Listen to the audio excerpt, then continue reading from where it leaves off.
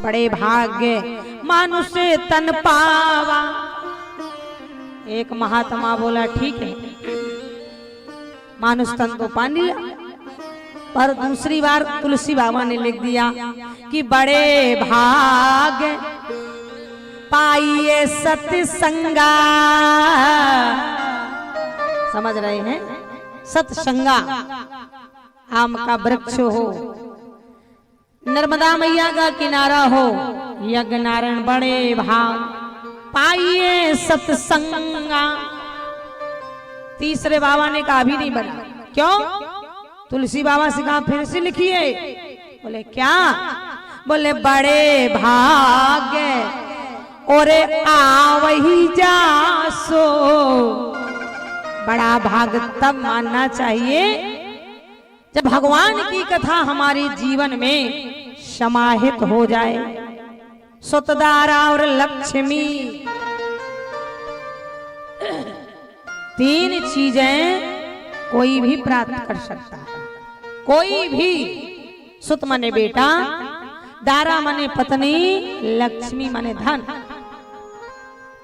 सुतदारा और लक्ष्मी पापी के घर होए, संत समागम हरि कथा तुलसी दुर्लभ दो। क्यों? बोले तुलसी पिछले पाप से हरि चर्चा न सुहाए। जैसे जुर के बेग से भूखे विदा हो जाए। कितना भी गुरुदेव पढ़ा मैं। एक बार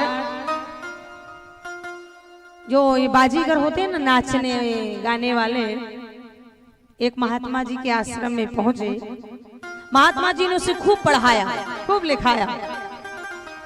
पर एक दिन महात्मा जी कथा कह रहे थे, वो इतने में सांप का बच्चा निकल पड़ा। सांप। उसने सत्संग छोड़ा, दौड़ के सांप के पकड़ लिया। बाबा को लिखना पड़ा, गुरु पढ़ावत गुण मर्यो। इसके भाग्य में नहीं है। गुरु पढ़ावत गुण मर्यो, बचन न पाम्यो अंग। बाजीगर को छोकरा यो चलो काल के संग। आदत भी बदली नहीं जाती। बोलो, शेरनी सियार को शेरनी की खाल उड़ा दिया जाए तो सिंगनी नहीं बनेगी। क्यों? बन जाएगी? नहीं बनेगी। ये भी जन्म सिद्ध अधिकार होता है। जन्म सिद्ध अधिकार होता है, तभी ये हमारे अंदर गुण आवत। महाराज इसीलिए शेरनी पालो श्यार को। शेरनी श्यार को पाले, दूध पिलावे, तो जब बोलेगा लड़ैया तो लड़ैया बोलेगा ना, दहाड़ नहीं लगाए। शेरनी पालो श्यार को, आपन दूध पिलाए, तगड़ा तो हो जाएगा। दूध असर तो कर गयो, पर जाति स्वभाव न जाए।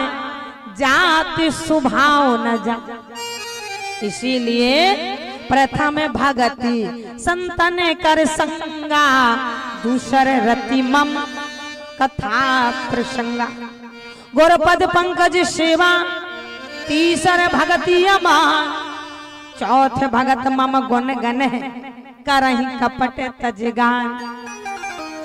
तीसरी भक्ति ये है, ये तो गुरु नहीं बनाओ, और गुरु बनाओ तो महाराज उसका निष्कपट भाव से सेवा करो। ये नहीं कि लोभी गुरु लालची चेला।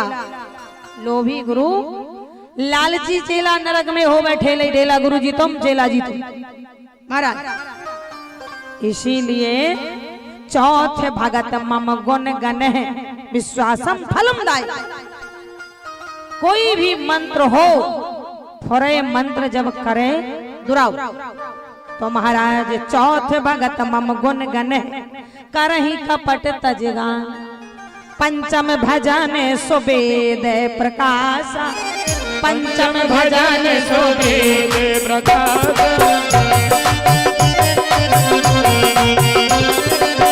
पंचम भजन सो वेद प्रकाश। पंचम भजन सो वेद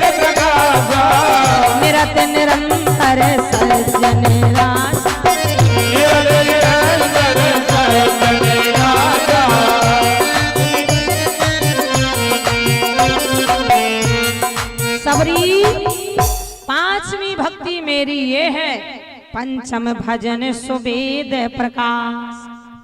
महाराज जो वेद हैं तुम्हारे घर में, जैसे बोला था ना रामायण जी रखी हैं, तो उसे ये नहीं कि धरे धरे धूल जम जाए, कभी ना कभी पलटना चाहिए। जितना मोबाइल को पलटते हो, दिन में एक बार शास्त्र सो पुन पुन चिंतन करही।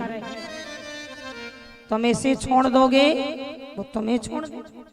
बोलो, आपने देखा है अगर आज मैं मानस की शरण में हूं तो मैंने मानस को पकड़ा है, मेरे यहाँ ऐसा कुछ नहीं। मैं एक बात बता, सुबह नहाऊं ये जरूरी है कि 12 बजे भी पढ़ सकते हैं, दिन के 12 बजे, शाम को 4 बजे। भाई कमर सीधी नहीं हो रही है, थकान है, लेटे लेटे भी पढ़ सकते।